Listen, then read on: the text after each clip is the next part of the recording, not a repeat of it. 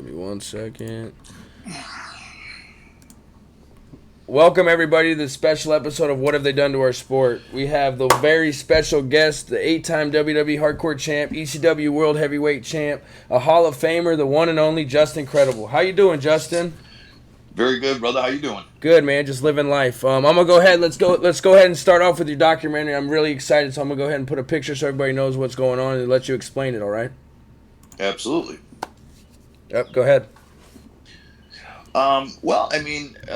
Last year, I'd gone to treatment with the WWE Wellness Policy, and pretty much, man, I had a small relapse. I have had a history of substance abuse, quite honestly, and I was clear of drugs for a long time, of pills. I was addicted to opiates, and then IV heroin, which is no joke, man. But through all the years of just putting your body through, so many people in America get into that trap, and I fell, man. When I got into the business, it was times were different. It's not like it is today, man. We were wrestling so many dates. The style was just. I didn't know I got in so young. I'm 44. I got in when I was 20 and 19, 20. And I just, everybody. I know it sounds stupid, but as a young man, you're with your idols. You're hanging out with guys you've seen on TV. Well, I'm trying to break it down quick to bring it into the doc, but so I got off of that, and then for years I was cleaning, but I didn't, I never liked alcohol, right? Mm-hmm. And I didn't, so I was like, after a while, I felt, well, maybe I could have a drink once in a while, and I learned real quick, man. Once an addict, it doesn't matter the substance, and it sounds real corny, but it just led me to, obviously I didn't feel good about myself and whatever, mental health, depression. So I got carried away, and I became a horrible alcoholic. And I couldn't, because you don't feel so dirty going to the liquor store, and it just got out of hand, man. Yeah. And I went to treatment, and then I relapsed at a show for Blitzkrieg Pro Wrestling. I'm gonna And actually. Dallas Page, I'm gonna go ahead. yeah, I'm gonna bring that up in a little bit, but yeah, go ahead. Sorry. yeah. And then Dallas Page called me after, and said, "Look, man, I got this guy who's trying to get a hold of you. Saw what happened." And he was a producer, director that wanted to do this project, and they paid, they paid me, they put me under a contract and stuff for the film, and here we are, man. It just documented my work to get better, my demons, my struggles. I mean, it's hard talking, even right now. I'm having a little bit of a hard day today, just emotionally. Like sometimes, man, for me, it all comes full circle. So the documentary is really about my day-to-day journey, which, as an alcoholic or a drug addict in recovery, you're always fighting that, no matter Yep. what. Yep. And it shows that. And we still have a couple of days that are not planned yet to wrap up. Because I kind of learned a lot about making movies that I didn't know, and I got two more. We got a ton of footage. Scott Hall's in it, Kevin Nash, X Pac, a lot of my friends talk candidly about the situation. So we'll see what happens, man. It's a work in progress, and hopefully it'll be out on Netflix by the beginning of next year. And I can't wait. I'm sure it'll help a lot of people out. So it's cool that you're willing I to hope put your so, man. put your Yeah. story out there, man, and be vulnerable like that. Not a lot of people would do that. So at least you're better now, and you're doing the things to help other people. So that's half the battle, in my opinion. Yeah, it is, and talking about it, sometimes it's embarrassing, man. You don't realize how much you or me or any, you don't realize how it is to be that guy, to say it, and it is therapeutic to talk about. I was kind of anxious to talk today because I have, like, I get very easily overwhelmed, and it's amazing. Like, to me, wrestling in front of 20,000 people is easier than sometimes my day to day life, which sounds nuts. But as from an emotional situation, like, wrestling's easiest is part of my life. It's just, to me, it's the struggle of doing what we're talking about. It's insane, man. It's like your mind plays tricks on you because, like, everybody wants to feel good, and, like, right now my heart's kind of beating out of my chest, and I don't know why I have anxiety, and a lot of it goes into money and shit like that in your life, but yeah, it's a struggle because it's real easy to say, well, I know it'll calm my nerves, Yep, you know, yep. So for but I sure, can't do it. I can't do it, yep. and it's rough. It's rough. It's rough. And I'm gonna get more into Diamond Dallas Page a little bit later too. But this first part, I just want to talk to you about your wrestling career. I've done a lot of research since we scheduled this. Which, I mean, I've always known who you are. I've always, known senior matches. But the research I've done, it's just like you've done a lot of crazy good things in the business for how young you were when you started. And so to me, Right. that's pretty cool. So let's start it off this way though. Like, what kind of music were you into growing up? I saw your tweet. You were talking about old music and stuff. So I was anxious to wonder what kind of music you were into growing up and stuff. Into the Yeah, yeah. I was into everything, man. When I came up in, it was, late 80s, early 90s, I was in high school. So, all the stuff that obviously that was on the radio, I came up through the rise of hip hop, like NWA was first coming out. And nice. I mean, the real old school stuff, Yeah. but I always loved old, rock and roll and not necessarily like 70s rock or just, for me, I love a guitar because I play guitar, a guitar, a bass guitar, drums, and just like traditional bands. To me, that's fascinating. Like, and I've gotten the privilege to know a lot of people in the music business, man, and to see that whole thing. It's beautiful when you got four guys and you can make, you really play instruments, not like a lot of shit that goes through today. And it's cool. I love music. So rock and roll. I love Prince. I like some hip hop, but bands like Nirvana and Smashing Pumpkins, Linkin Park, I'm 30 Seconds to Mars. I'm a huge You know, I'm a huge Alice in Chains mark. Are you a fan of them at all? mm, Yep. absolutely, man. Yeah. Yeah. Everything. That's what, and we'll get around to it, I'm sure. But in ECW, man, that's where I think we nailed it. The nail on the head is putting music to kind of what we did in the ring. It was like MTV, yet hardcore wrestling and on steroids with all the videos and music stuff that even though ECW was a small enough niche company, like you got to pay publishing rights to it. That's why Vince uses all his own music, Yeah. for the most part. So but it was brilliant the way Paul Heyman just added really cool, like Alice in Chains, Tommy Dreamer came out to Man in the Box, Yep. and I came out to Prong, Snap Your Finger, Snap Your Neck. It's like he just got these cool songs, like RVD's song was Pantera, Yep. which was just like real heavy stuff. So it was amazing, amazing. So during your time in the WWF, as it was when you were there, I know you were there for a little bit when it was WWE, but mostly WWF. Was your relationship with Vince McMahon more positive or negative?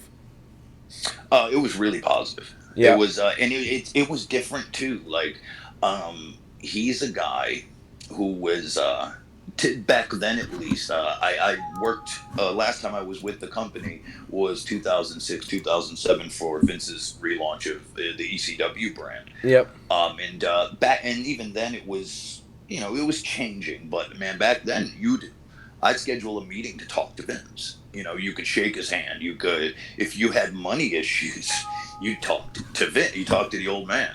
You know what I'm saying? Yep. So it was cool, man. He was like, and I was listening to Steve Austin podcast. I think he was talking to Big Show, and really fascinating stuff. And he was just saying, like, when it's business, like you have to have a relationship. Like how, even though I was an underneath guy, having that relationship to the old man, to Vince McMahon, is really vital. And I think today with all the we used to call them road agents. Now they're producers, and it's really changed. And I know Vince is older now too, but he's still, man. I think Vince still deals pretty much with the top guys one on one. He's very cool, and he's an honest guy. I mean, a lot of times people talk a lot of shit, but it's easy to talk shit about Vince. But one thing Steve Austin said, and Big Show, Paul White said it too. It's like Vince won't ask you to do anything he won't do.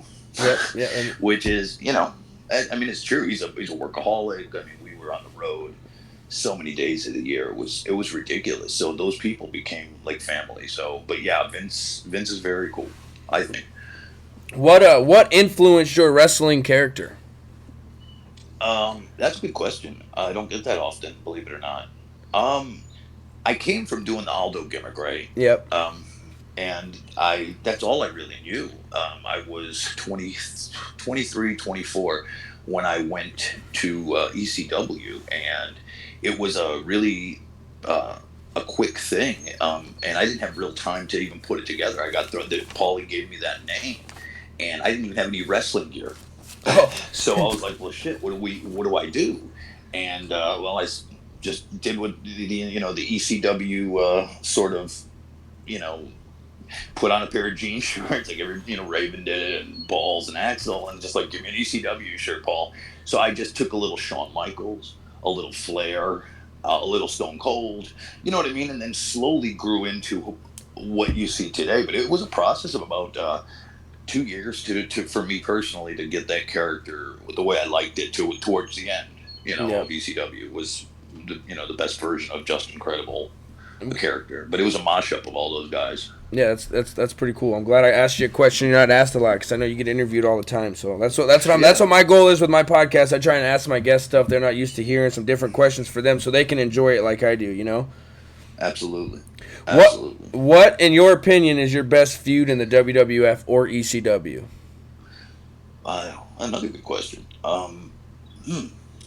I'm most known, I would imagine, with Tommy Dreamer, my feud with Tommy Dreamer, Yep. because that was very intense.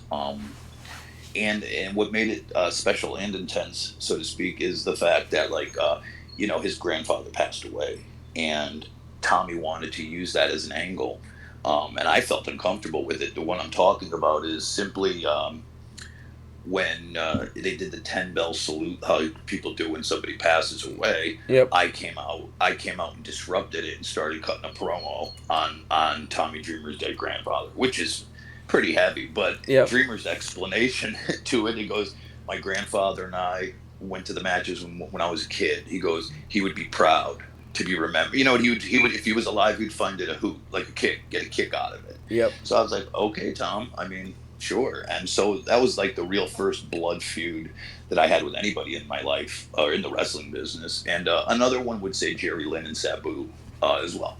Nice. Nice. So yeah. What was your time in ECW more enjoyable than WWE only because of the freedom? Hell yeah, man. It was so much more enjoyable. And people, one thing people don't or realize, I guess, because you hear so many stories of the money. I made more money in ECW than I did with WWE. And that's crazy. That's That's crazy. crazy. Yeah. And I had a good couple of years, like when I went back after everything folded, ECW and WCW, which again really changed the business. Because if you remember the Monday Night Wars and everything, like the business was really still hot, man. And it's I'm quoting another podcast. I think it was Paul Heyman and Steve Austin, where you know ECW had many problems financially, but as a viable company, Paul said the year we went out of business was the year we actually made the most money. I guess what more happened there was it wasn't so much that the business was bad, is I think Paul overstretched his limits, Yep. trying to keep guys from jumping, Yep. to WCW or WWE. If ECW would have just held out for 6 more months, uh, the whole landscape of professional wrestling, the way we know it, would be totally different, dude. Yep. So that's, yeah, And that's that's another crazy. question I'm gonna get to later on, is what you think of the current product. But that'll be. I saw DDP is behind, as you said, behind your documentary. He's the one who reached out to you and got you in contact. Are you and DDP in contact regularly? Oh yeah, yeah. I haven't talked to Dallas recently, as much as I would like to. I know he's really busy. The original idea was for me to go to Atlanta, something similar to Jake Roberts, but through legal stuff. With me personally, because I got arrested for a silly disorderly conduct in my own home. Because I live, my mom and dad are a little older, and they have a big house, so I help with the, what I mean. It's a family thing, but like I was out of control, and so anyways, long story short, I couldn't legally through court and stuff, like I couldn't go down there. I just had to finish up this stuff, and the film guys too. It was a budget thing, and I think Dallas kind of was, it was more of the creative as well, like So it just didn't work out that way. But Dallas is amazing. His program is amazing. It's helped so many people, man. Yeah. It's really, if have you ever done it? No, no. No, dude, if you ever are trying to get back, in shape, or even a mental gimmick, for yourself, brother, it's check it out. It's cool stuff. And that's what I was gonna say. I feel like the things DDP has done outside of his wrestling career almost trump everything he did in the wrestling business. Not in a disrespectful way, because he did a lot in the business, but what he's doing now is making an impact more so than what he did in the wrestling business. And I respect him a lot because he doesn't have to do what he's doing for all these people, and he's doing it. No, So and I'll tell you, man, he's what you see is really what you get. I mean, this dude is like he's a good human being. Like, and there's in any field, man, where you meet different kinds of people all over the world, you see that dude is a solid motherfucker, and yeah, God bless him. He's amazing. He's exactly what you see. He's totally, he's got so much energy, dude. He said it. He goes, I'm not waiting on just turned 62. He goes, I'm not waiting on turning 80. He goes, I want to make it to 100. He loves life. He yeah. loves what he's doing. He loves helping people. God bless him. Would you consider being inducted into the New England Hall of Fame your biggest wrestling accomplishment? No, No, no, no. not at all. No, I mean, well, nowadays, man, yeah, I feel that word gets thrown around a lot. Like Sabu and I talk, and he always goes, "Everybody's a legend now." It's like, well, and it is funny, but it's it's not necessarily accurate. A lot of times, those halls of fame, and I'm very grateful. Don't get me wrong, but it's all a payday for themselves too. There's really, you know what I mean. Yeah, It's like yep. you get a plaque, you get put over, and But no, for me, what I like best about my pro wrestling career is my relationships that I've made, the respect I've earned from not only my peers, but you know what I mean, that's the thing to me, being able to in a way redeem myself. And again, it's not like I've hurt people intentionally. I've hurt more like of myself, my sanity, my family than I've ever hurt people in the business. But you live with that, man. You Yep. carry that with you in your heart. Like you feel like, you know, you owe people something. But no, it's to me, just being just incredible for 25 years, or the wrestling guy, like being a wrestler for that long and being respected, is my biggest accomplishment. And that's awesome. That's awesome. To you, does being an 8-time WWE Hardcore champ rank higher than ECW World Champ? No way. I didn't No think so. way, I just man. had to ask. I had to ask. Well, I don't even, to be honest, I don't even remember ever having the belt. Like, it was one of those deals with the hardcore title. Like, I'd win it in a match, and then I'd never leave the building with it. Yeah. You know what I'm saying? So now in ECW too, what was so great about that experience is we were doing really solid business, selling out, doing pay-per-views. Like the last two ECW shows were live pay-per-views from the Hammerstein Ballroom, which is inside the Madison Square Garden complex, man. Two sellouts, and headlining those to me meant more than anything. Yep. Because that's you. I was always a background player in WWF, WWE, but ECW, I was the main event. Yep. I was the guy headlining the show. And when your name's on the marquee and being sold to pay-per-view companies, Just Incredible versus Jerry Lynn, or Sabu versus Just Incredible, Dreamer versus Just Incredible, you're selling that. Yeah, and that's pretty cool. Awesome. That is awesome, man. I could only imagine. I've always had a dream to, that's why I started doing this, is because I love I love old school wrestling. I love what you guys did back in the day. But it's just the passion for it, the passion that you guys used to bring out of the fans. It's nothing like that in the world. So you know what I mean. And that's that. Like I love football, I love basketball and all that, but nothing when it was hot and when you were into it, nothing topped wrestling. I'd make sure I was home 10 minutes before so I didn't miss a minute. You know what I mean? And I wish it would get back to that. Maybe someday it will. But where was the craziest place or the craziest thing you did with the ECW World Title? Wow. Like, did you shower with it? Did you sleep with it? Like, No. It was cool. I ain't gonna lie. But no, I mean, it got to the point where the belt, excuse me, the belt didn't necessarily mean that much, especially nowadays because everybody's got replicas and you Yeah. can't even, you know what I mean?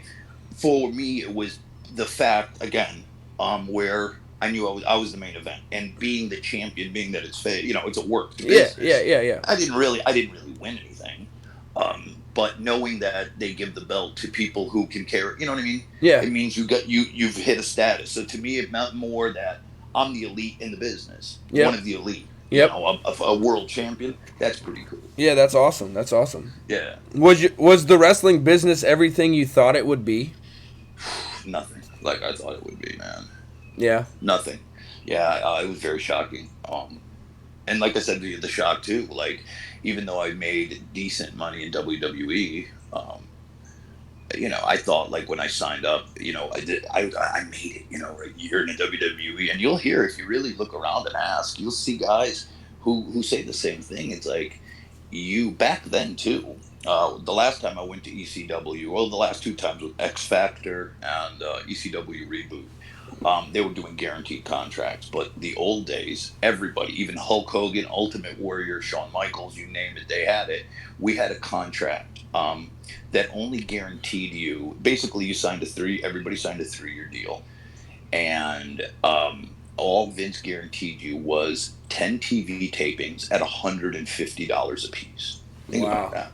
So all Wow. you're guaranteed is those 10 shots at $150. You're not even guaranteed $1,000, or That. pretty much a thousand Yeah, dollars. yeah, You know what I yeah, mean? yeah, yeah. It was like, holy cow! Like, dude, I thought, like, I made it. Like, I was balling out. Yeah. Fuck no, man. That's crazy. It's shocking. Yeah, Yeah, that's really insane. shocking.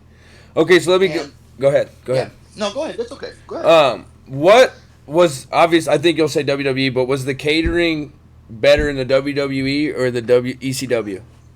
Well, they had catering in WWE. We didn't have catering. No catering, brother. Yeah. Catering was going around. Hey, they had the best cheesesteaks in Philly. Yeah, for So sure. you go right around the corner, man. Like famous legendary places. But no, man, it was you'd grab some McDonald's or grab Subway or something. But So with that's with all right. with him just passing away, rest in peace, Vader, and love and respect to his family. What was it like being in the ring with Vader? You guys locked up quite a bit, as I seen when I was doing my research. Yeah, yeah. Scary. Yeah. Scary, because you hear all the rumors and the horror stories, and Leon got, like I said, God rest his soul, man. Yep. He was not easy to work with. He was kind of a dick, Yeah. and I'm not, I would say that to, Yeah. Yeah. I Yeah. would say that to him. I known him long enough. He didn't stiff me or hurt me, but you kind of knew he could. And if you didn't sell or something like that, like the first time and this is a little side note, very few people know I did this. I actually did 2 matches in WCW. In my easy, like the first kind of run I had as a jobber for WWE. So I did like a weekend of WCW Saturday nights, and I worked the Nasty Boys, Yep. and I worked with Vader. And dude, Vader in WCW was a scary motherfucker. I sold like he killed me, dude, because I was so scared. Because back then, a lot of people don't talk about this, man. The guys, like, now everybody rehearses and practices in the ring, walkthroughs they call it, Yeah. right? Not really rehearsals, but everything's mapped out. Back then in the '90s, you didn't even get in the ring beforehand. So you're seeing these guys lacing up their shit, getting all. I mean, these guys are superhuman. I'm little comparatively. I'm 6 foot right now. I'm like 240. These guys are 6'5", 6'6", 300 pounds of elite athletes. You know what I mean? Is like I said, it's a worked business, but you got really amazing athletes. And man, a lot of guys would just intimidate you and beat the crap out of you if they didn't. You know what I mean? Yep. Yeah. It's like, That's fuck it, dude. yeah. And it was really intimidating. And then when you start to build your reputation, that's again where what I was saying earlier is like, okay, I know I'm working with PJ, even though he's an underneath jobber. He's cool, dude. He knows how to work. I'm not gonna fuck with him. Yep. Because those guys could easily, Yep. Yep. So yeah. Was being trained by a guy like Lance Storm one of the reasons you picked up the business so fast? Really good question. Yes. Yeah. Yes and no. Yes and no. And I'll elaborate real quick. Go ahead. I was already doing the backyard stuff, right? And Yeah. I wish I had tapes somewhere, because I had remember the old school VHS Oh, yeah, tapes. yep. You know what I mean? Yep. So I was already doing Ric Flair and blade jobs at 16. Yeah. I always knew, and I was into Dirt Sheets, Dave Meltzer. This is all pre-internet, mind you. So yeah, dude, I already kind of knew. I just didn't know. You bump a certain way or you hit the ropes a certain way. I learned a lot. Don't get me wrong, but Lance is an amazing teacher. And going up to Calgary to train up there under the Hearts school at the time was a huge advantage. Huge advantage. Put it this way: 12 guys, I believe, 12 or 11 guys started, and only two finished the Oh, camp. Period. nice. Besides guys dropping out, it was too hard. Before you even got in the ring, man, they made you do 500 squats, push-ups, run a couple miles, put the ring up, dude. Like you were doing calisthenics for an hour before you even got in the ring. Damn, that's It was insane. yeah, man. Well, they want to see who are the guys, right? Yeah, who's Because gonna there was fight still a through little it? bit of kayfabe going on. Yeah, So it's like, who are we going to smarten up? yeah, Which jabronis are going to weed themselves out, and who's tough? It really like that show Tough Enough. Kind of, it's like who is tough enough yep, to kind of make it. Nowadays it's not like that at all, because I think there's so many guys with anybody nowadays could be a promoter, and that's killing the business too. yeah, Is you want to buy a ring, you go to highspots.com, get a ring, throw some replica belts, run a show. But that kills the business too. But so many guys now, it's like you pay to play, in some ways, until you gain a reputation. And that's what a lot of people do. And people just want your money. Like kids, people ask me a lot, bro, like, why don't you open up a wrestling school? And I always say, because there's no money in it. yeah, The kids these days just don't have. It's just the finances are hard. I mean, to run a facility, it's like 3 grand. I paid 3 grand in the '90s, '92, to go to the Hearts, and I couldn't ask a kid to give me 3 grand. no, no. Well, But that's what it costs to get a ring, storage, and just to put up a building. yeah, Rent's expensive, so you got to have a real good business plan. If you could put it this way, if you want to make money quick, don't get in the game, yeah, because you're gonna lose money. And unfortunately, and a lot of guys will tell you too when you find out. I never had an exit strategy for wrestling. I always thought, well, I'm going to make. I was so cocky and sure of myself. Not because I thought I was so good. I just didn't know. yep, I was like you said. Was it what you expected? No, I thought like, dude, I'm gonna be making money. I'll be retired. Retired. yep, Right. That yep, just never happens. If you think about it as a gentleman, I know you have children. There's no pensions. There's no health care. Nobody wants to touch somebody that's in the pro wrestling game. yep. And I could see Seriously. that. And And until now, with the government kind of with some Obamacare stuff, I actually have health insurance. But it was very hard as an active wrestler, and I even after living comfortably for a lot of years, um, it's just not. It's never what you think. yep. It's never what you think, and there's never enough money. It happens, unfortunately, to good athletes, guys who are making a ton of money that are broke. And it's sad. Yeah, That's unfortunate. if you remember, I don't know if you ever got to watch it, but the ESPN 30 for 30 doc called "Going Broke." I mean, they said over 70% of professional athletes are broke 5 years after they're out of the business. Oh And yeah, so it's just like yeah, and some of them guys make hundreds of millions of dollars. So yeah, we just yeah. I'm in this wrestling group, and there was this picture going around that said at one point in time all members of the clique had all different belts, like a European, United States, and the hardcore. And we Yep. were debating about it, that said Just Incredible was never in the clique. So they told me to ask you, were you officially a member of the clique? Um, I get asked that a lot, and I always say that it's not something. I mean, there was no official. You know what I mean? Yeah, yeah, It's yeah, like I had to tread water. I had to be careful because back then, man, Sean, people will never unless people were there, they don't understand. He had so much fucking heat. yeah, And the way I started hanging out with any of those guys goes back to my age. In those days, man, I couldn't even rent a car because I wasn't old enough, right? yep, Because literally they'll fly you in, but then you're on your own. You book your own hotels, and you book your rental cars. And I was so young and fresh out the box. Literally, I got handed at one TV taping because you drive. A lot of shit yeah, was in New York. I would drive, and they gave me a stack of tickets and a booking sheet, and there you go, kid.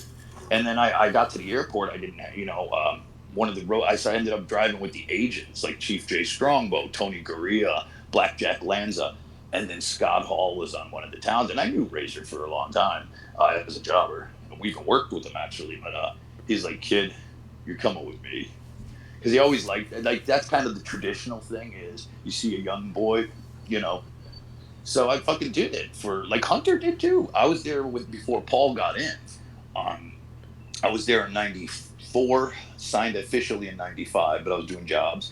So like Hunter came in '96, but yeah, man, I carried Sean's bags, man. But and then after a while, when Sean won the belt from Brett, I was traveling with Sean, and like he had his own. He would drive because he was fucked up bad. He was taking a ton of pills and shit, and I was basically there to babysit him. You know, he had a driver, one of the agents, and uh, you know, and a referee, the guy that used to drive Andre, Yeah. Timmy White, the referee, nice gentleman. But I was just there to babysit Sean. You know, make sure he got to his room. Make sure he's okay. Take his bags. You know, so I did that for Scott. I did it for Sean and Kev. Uh, I don't think I have to say I was in the like I couldn't go out there doing this because it'd be like you'd get so much heat with the boys and you didn't want to piss Taker off. Yeah. So I wasn't getting the push that they were. And people think just because you're friends with those guys, it's a selfish motherfucking business. Nobody's going to bat for you. Yeah. Like they might put in a good word for you, or you might get some favoritism with some guys. But nah, man, you have to tread that shit softly. So hey, it is what it is. I mean, ask Scott Hall, ask Kev, ask those guys. I still talk to the kid, X-Pac. So Yeah, I was gonna say, do you have a pretty good relationship with Xbox still to this day? Oh yeah, great. Yeah, yeah. Great. He seemed to turn his life around as well, and he's doing really good too. So he's doing awesome. I'm so happy for Sean. I'm so happy. He's genuinely one of the nicest people I've ever met. And the funny thing is, him and I didn't get along yeah, for a lot of that because we were the two youngest guys, right? So it was like that rivalry kind of thing, you know. Yep. So I was Scott Hall's friend, and Sean kind of had graduated from hanging out with Scott when they did the 1-2-3 gimmick, 1-2-3 Kid gimmick, and he was like hanging out more with Shawn Michaels and Hunter and Kev. So like it was like more like me, Scott, and then those guys. So me and Kid didn't really like each other until I came back in 2001, which is funny. Not a lot of people know that. Yep. So I heard recently on a podcast about wrestling court. Were you ever put up to wrestling court? Oh yeah. I don't even know what I did, to be honest. It was funny, but kind of nerve wracking. Like it was like Undertaker and Yokozuna and all those guys, and you just could literally go before all the guys in the locker room for whatever you did, and it was lighthearted, quite honestly, but scary, dude. Anytime you're put into a room with your peers and you're like, you know what I'm saying? Yeah, Oh my gosh. Yep, judging. It was scary. And what was so what was the craziest rib you were involved in or you knew was going down? It was this one guy in Canada. I think it was like Quebec. He was related to a famous family in Montreal, and me and X-Pac and Davey Boy Smith, we didn't like him. He was just a complete jerk. No respect. We took his bag, locked it up, like somewhere on the ceiling. Like, I don't know how X-Pac got there, but yeah, dude, it was funny. Like, this kid's looking for his gear, and it's like 20 feet up, chain lock, like padlocked, some like pipe in the middle of the line. Oh, it was great. Yeah, I didn't like ribs because I never, you know what I mean? I was always, when you're young, they're coming at you. That's why, like, paying your dues is so important in the business. And it took me 2-3 years of getting the ribs before I was accepted into the club, so to speak. The boys' club of pro wrestling. All right, let's take a break here and let's go ahead and get your T-shirts put up on the screen here so everybody can check them out. Let us know where we can find them and where to go and all that. Right on. I got a picture of the Credible Club and the Just Incredible Hardcore Original. Right on. Awesome. Yeah, Pro Wrestling Tees, prowrestlingtees.com/Just Incredible. I believe I got 7 or 8 shirts at this time. Really cool stuff, man. I got one on actually right now. Sweet. Do they come in tank top form like that? They do. Yeah. Oh, sweet. So I didn't even know that. And it had long sleeves as well. So yeah, I kind of marked out for myself. I'm like, you know what, they got pretty, because 1, 2, 3 or 1, 2, 3. Yeah, it used to be 1, 2, 3, but Pro Wrestling Tees, or 1 Hour Tees they used to call them. But Pro Wrestling Tees does an amazing job with what they do, and I guess the way they do it is just like, you pretty much can create anything you want. They print it on demand, so it's really sweet. Go there, and my Twitter account is pretty much what I use for social media at PJ Palago. Sweet. And yeah, that's how I reached out to you. And again, I appreciate you taking time out of your life and talking to me about Oh this. no, it's my pleasure, brother. This is It really is. I'm gonna, like I said, we're gonna do this first part, and then I'm gonna ask, and then I'm gonna get into a little bit of the deeper stuff if you don't mind. I got a few more questions, and then we'll go ahead and switch it over. Whatever you want, brother. So yeah, back to the wrestling court. I've always heard that Undertaker was kind of the guy, right? Undertaker was the judge, the jury, and the executioner. Yeah. Was he fair most of the time, or did he pick favorites, or was he always down the middle? No. He's the real deal, Mark. Yeah. Yeah, he's a great guy. I don't think there's very many people, or people that I at least know or have heard say a bad thing about him, man. Yeah, and He's from all the podcasts I listen to and everything, everybody always says he's a great guy. He was always did what was best for business, and it was all. And like, yeah, he had his Undertaker gimmick, but he was like like you said, one of the nicest guys ever. So that's awesome that he could take that power and not let it get to his head, and not be the top guy and not let that get to his head, and still be humble and know that, like, hey, this guy's a new guy, but let's teach him the ropes, let's get him going. You know what I mean? That's awesome. You don't hear that nowadays in any field, any professional. Whatever, you know what I mean? I mean, they just outlawed hazing in the NFL, and that's part of life. You know what I mean? That's always you can't haze the rookies anymore at training camp. I'm just like, what is I mean, I get it, because I was hazed pretty bad. Yeah. But and then hence it kind of a little deeper. That's kind of why I aligned myself with Scott and those guys. Yeah. It's like they like me. I kind of need protection. Yeah. It's like going to jail and having protection on the inside. Did you ever get physical with anybody backstage? Like, shoot? Never. Never? Nope. No. Did you ever had, beef with anybody? And I'm going to go ahead and talk about this guy for a second. Vince Russo, I already asked you, you said you know him, you have a little bit of relationship with him. I just want to say and put him over because that dude gets more hack and heat than anybody else, and he's done a lot for the business, and he was one of the most successful writers ever, and he deserves a lot more credit. I mean, that guy came on he was the first guest on my podcast when I first started podcasting.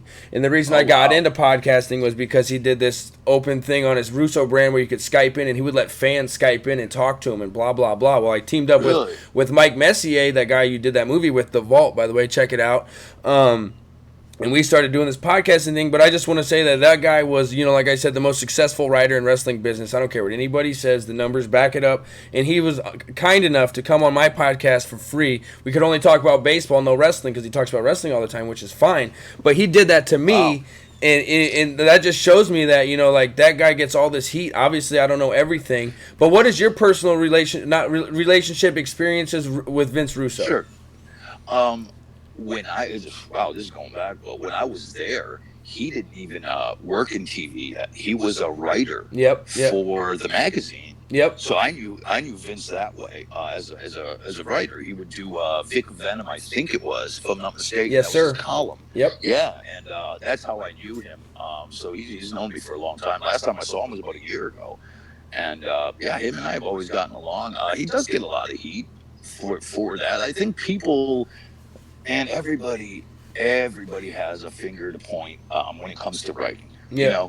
And I think in WWE, why he is successful or was successful in WWE was the fact that there's a team there. Yeah. Like, it's almost like politics, right? We live in America, the greatest country in the world, but even if you're the president, you got legislation and all that. Yeah. That's what the WWE is, and it's not just one person having the book. Sure, there's guys with more influence, and there's some guys will cozy up and buddy up to some of the guys in the writing staff or whatever. But yeah, he gets a ton of heat, and I think when he went to WCW, there was a lot of expectations on him, and it was such a critical time in wrestling. If you really look back at that period in professional wrestling, man, he gets a lot of bad rap. He doesn't deserve that. Vince Russo's a pretty solid dude. Yeah, and I'll say bro a million times. Yeah, bro. Bro. what was I gonna? Yeah. So and then I listened to Steve Austin's podcast. That's the only podcast I listened to on Podcast One because Vince Russo got kicked off of Podcast One because somebody complained about one of the things he said. So I boycotted them except for Steve Austin, of course. And you were on there, and Steve Austin gives you a lot of credit for his character. Yes. And to me that is, I mean, that's pretty cool. Nobody knew that until Austin said that. So for him to give you that respect and acknowledgement is awesome because that's one of, if not the most famous, iconic wrestling characters in the business. Absolutely. So could you explain how some of those conversations went, or what is he talking about? Well, and again, this is the cool part that doesn't. We were on the road so much, and Steve was still the ringmaster now. He wasn't Stone Cold yet. And man, we would just. I was a fan of his work. With Brian Pillman, Hollywood Blondes, Stunning Steve Austin, and I knew that motherfucker could go. And we were just going out to small towns. We were on the B loop, and we got to work like 20, 30 straight days in a row. Yeah. And you never knew what we were going to do. Like, I would be nervous, like, because he was starting to heat up. And, like, with the people, like, they were starting to really like him. And at the time, and this is a little flashback in time that barely I remember, so I can imagine fans don't remember. But I was managed for a minute on television by Jake the Snake Roberts. Okay, sweet. And he was at ringside with me, too. So we had, as a babyface with the Snake and stuff. So, Steve would just, man, I didn't, all I knew was sometimes we went one move. Like sometimes we would just, play with the people. We'd go to lock up, kick stunner. Yeah. After about five minutes of, is he gonna, you know what I mean? Am I gonna lock up? Is he gonna do his stuff? And sometimes we'd go 25 minutes. Just, what are we gonna do tonight, Steve? Call it in the ring, kid, kick stunner. I'll let you know. Yeah. Listen to the people. So by being so open, like I didn't go up to Steve, because I was coming up too as a young man in the business. I was starting to get good. Mm-hmm. So I'm like, I never said, I knew this was his time. I knew that I was my job was to put him over. Yep. So I didn't go out there, and I think he respected that. Like, I got to get my shit in, bro. Yeah. Like, protect, because you got to protect yourself as far as character and how you're presented. And man, Steve and I just clicked, had great matches, and every night, because that's the thing is we could all write a movie like, and think how the fans are going to react. But in pro wrestling, with a lot of kids, why I hate calling too much stuff out there or in the back, he said it all the time. This is what he meant, I think, is you don't know how the people are going to react. They could be different in Omaha, Nebraska, than they're going to be in New York. I'm not going to have the same match with you. You and I are going to work tonight.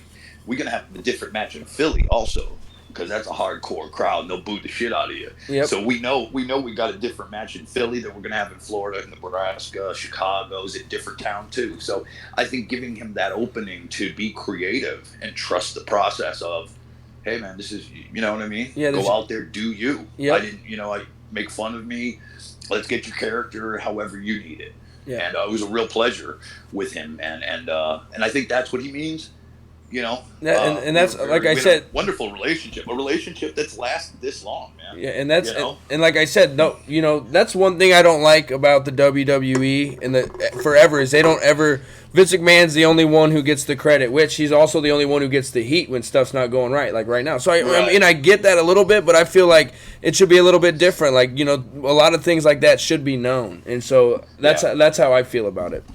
Do you have any memories from wrestling in Podunk, Omaha, Nebraska?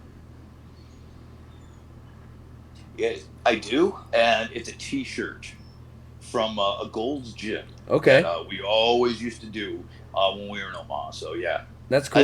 I think we would do Lincoln and Omaha. Yep. If I'm not mistaken, I definitely been to Lincoln, wrestled there, and definitely in Omaha a million times. Well, not a million, but I get what you're saying. Well, because a lot of times, Vince, majority of the time, ran in the Northeast. A lot of people don't know that when business was bad. Because, and another reason I'm glad I remembered this, I live in Connecticut, as you know. Yep. And I'm 45 minutes from the office.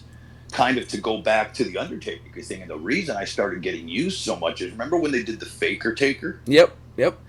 I was the guy that Brian Lee and Mark and myself, we didn't have a wrestling, like the NXT kind of stuff. So they set up one of their rings at the office in Stamford, which is about 45 minutes. And being that I lived so close, they needed somebody there to work out every day. Me, Mark, and Brian Lees to get his moves down pat. And on the Friday, this is kind of how I got my gig.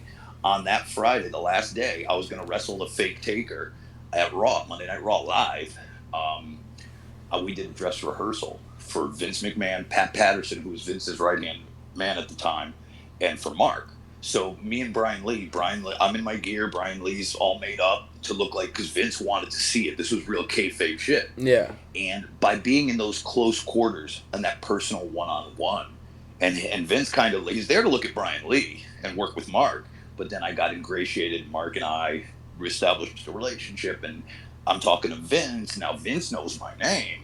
You know what I mean? Yep. And it just kind of, it grew very organically that I was just that guy fucking hanging around so goddamn much. Look, why don't we give this guy a job? You know, kind of really, that's how it happened. That's right place, right time. Everything. I'm a firm believer in everything happens for a reason. I have it tattooed right here on my arm. I'm a firm believer in that. You know, and so that if I'd have lived in Omaha, I don't think I would have been anywhere like this, because it was exactly that. Yep, exactly. Did you have any interactions with The Rock? How was he? Was he kind? Did he? Did he get big? Did he get big? Man, I was there when he first came through the gate. I remember doing a tour. I was in, and this was right before I left for ECW. I was getting frustrated because I knew Aldo wasn't going anywhere, and I had a meeting with Vince at the office, and he sent me down to Memphis to learn how to be a heel because I wanted out. Scott Hall and Kevin Nash had jumped, and I thought, Scott, he's like, Peach, come on down, dude. You're throwing away money. Yep. Come down here. Yep. And I was like, cool. I went to the office. I asked Vince, thank you for the opportunity. Please, can I have my release? I had 1 year left. So he sent me to Memphis, and coming through Memphis, Jerry Lawler's territory back in the day, they were still running full time. Dwayne Johnson was there as Dwayne Johnson. Rocky Maivia, I think, was the deal. He was lost, and he had no idea. He's fresh out of college, and he had no idea where he was going. So Dwayne's like all by himself, doesn't know any of the boys yet. I'm like, come on, man, follow me, dude. Yep. So him and I haven't seen him since the last time we worked was a tag match, me and Raven against Jericho and Rock, because they were doing an angle. Yep. So I got to work with him, but I'm sure, he's cool, man. Rock's cool. It was cool. I don't know. I'm sure not since he's been a big fucking star. He don't come across that motherfucker, but I actually just watched an interview. He was on Good Morning America or something, and his daughter wants to get in the business, and he's all for it, which is awesome. I figured he'd be like, no, don't, but he said he's like, and he actually said, he's like, wrestling is the reason I am where I am today, and he doesn't really say things like that too much anymore. He kind of likes to leave that shit in the back window, which I get a little bit, but I don't give. So, but he said his daughter wants to wrestle. She's 16 now, so in 2 years, I think we'll probably see her in the WWE. Yeah, I mean, it's funny. I mean, it's not funny, but it's curious. It's interesting because I know that him, just from his life and talking to him, I know Dwayne and his dad, because I know his dad as well.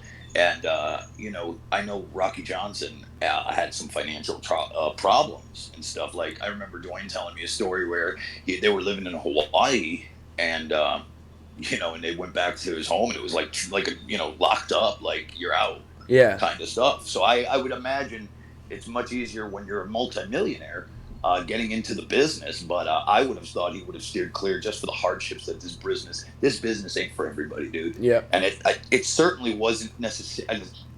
I don't say this ever really at all. I wasn't built for it.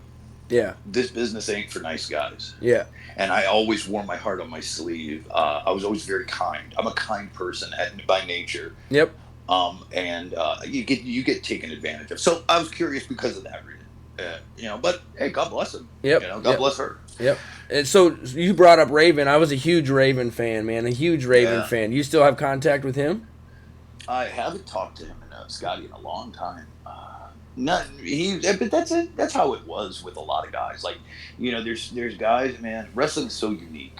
It's like, you and I could meet up 10 years from now at a show and be like time stopped. Yeah. You just go back to, hey, what's up? And there's certain things you don't talk about, and that's why it's funny when people say, are you in the clique or not? It's like Scott Hall knows my deepest darkest secrets. Hunter does too.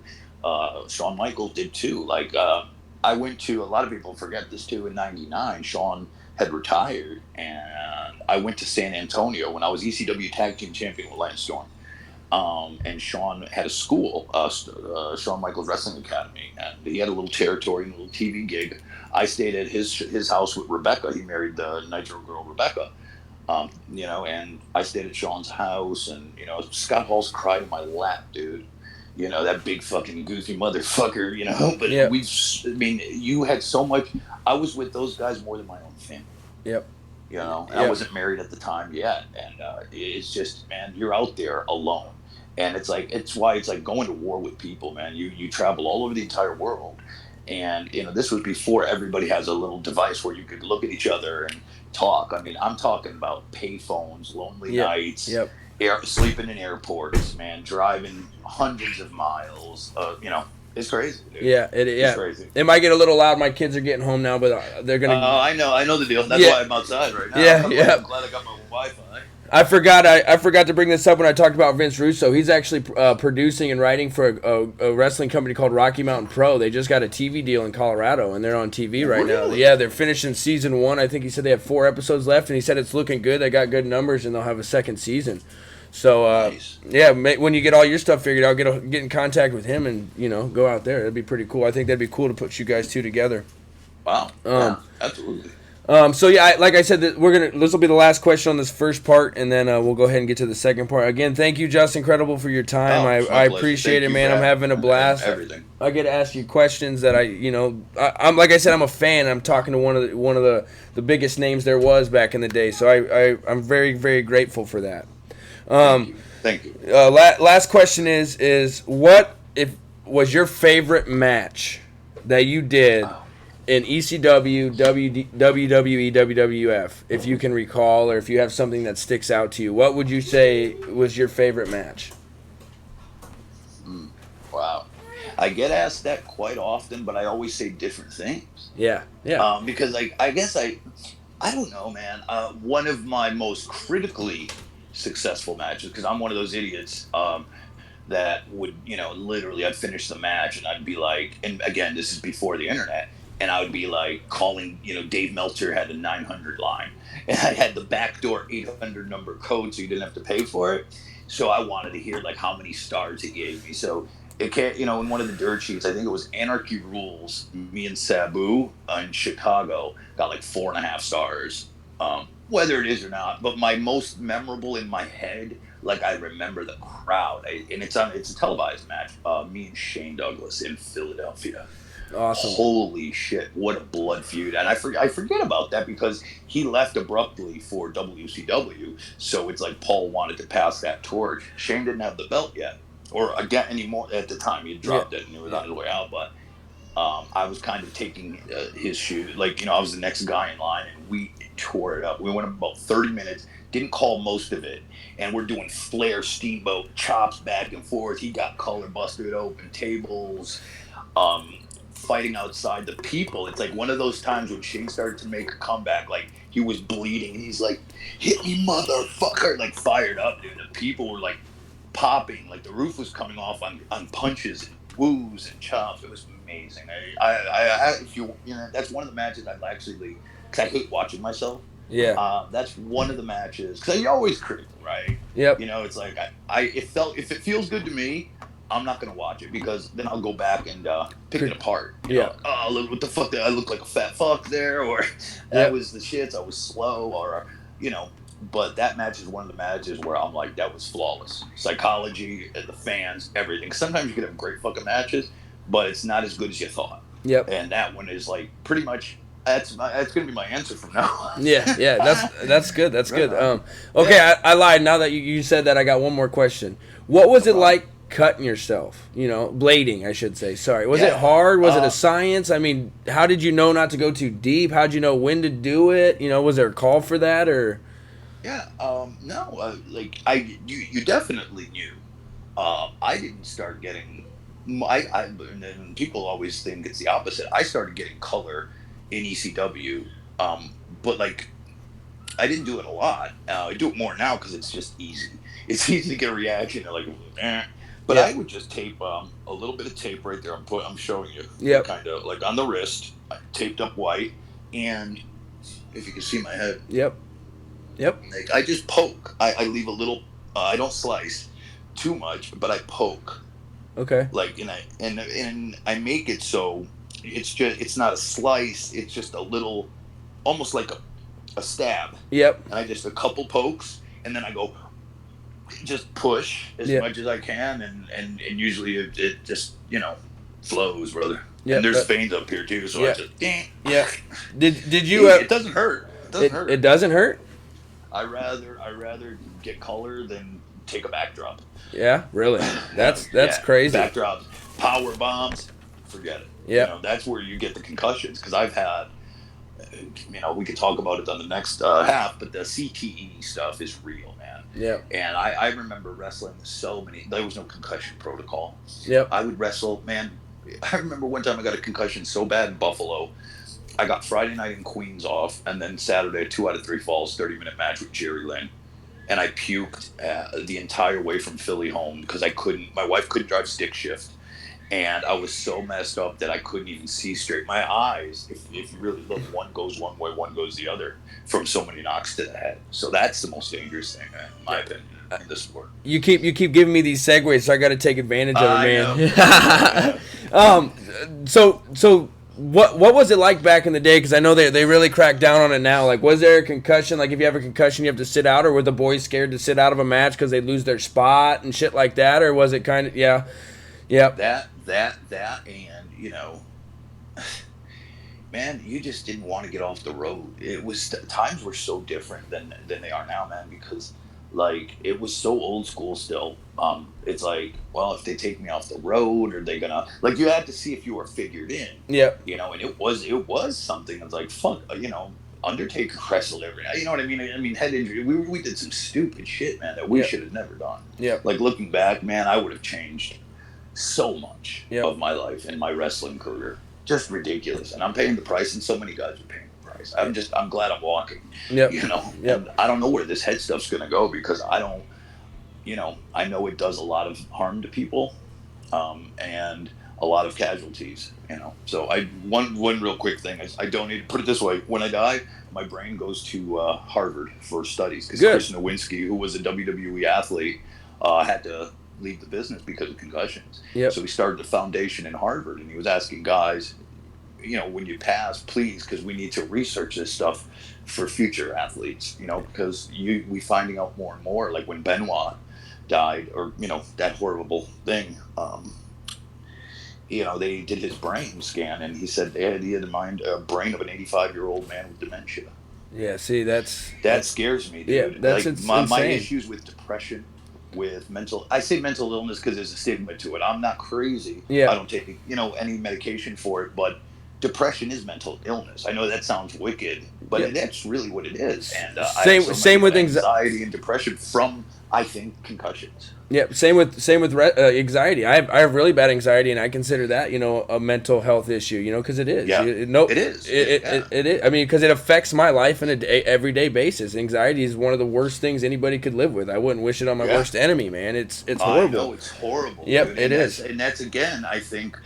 Again, I'm not trying to. We're good. Fuck it, we're talking. We're having a conversation. Yep. I think a lot of my addiction stuff, especially with alcohol, came with that, because I can't take Xanax or anything to calm me down. Because I'm an addict. I won't take one. I'll take 3. Why not? It works better. Yep. Duh. But I can't control that. I know, if one is good, to the wrestler dosage. Yep. It doesn't work out like that. So when I have anxiety, that's what kind of triggered me to start drinking. Was fuck, right now, I don't know why this happened today. Maybe it's because I'm overwhelmed with my life in general, just other stuff, off-topic stuff. But I think it's when I have anxiety, I have to have a drink because I couldn't take anything, and then I got trapped up in that. So anxiety and depression is huge. And Chester, a friend of mine, a friend, an acquaintance from Lincoln Park, who killed himself last year before he went on tour.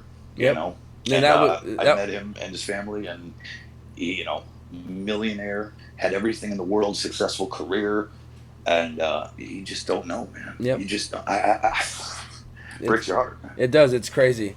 Well, we'll go ahead and end the first part on that note. Thank you guys for listening. Thank you again, Justin, for answering all those questions, honest, and giving me good answers. I appreciate it. Yeah, Thanks. man.